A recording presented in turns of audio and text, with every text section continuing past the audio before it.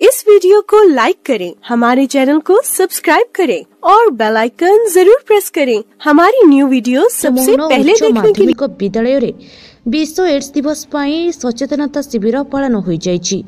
सठिक रास्ता चयन द्वारा किपरि एड्स रु निराकरण मिलिबो विषय वस्तु पर कार्यक्रम रैली होइथिला। एही कार्यक्रम रे मुख्य अतिथि भावे पूर्व मुख्य जिला स्वास्थ्य अधिकारी डॉक्टर अनुप कुमार घोष जोग दैथिले। सभार सभापतित्व अध्यक्ष प्रदीप कुमार रणा करथिले।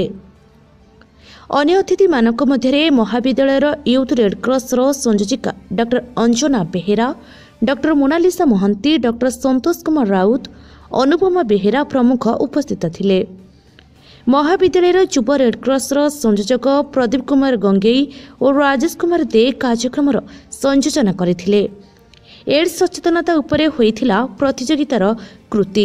प्रतियोगी को पुरस्कार प्रदान करा जायथिला। अतिथि माने एड्स निराकरण रे युव छात्र मानक भूमिका विषय रखिथिले।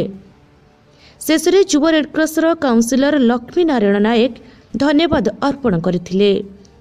Bureau report DS channel.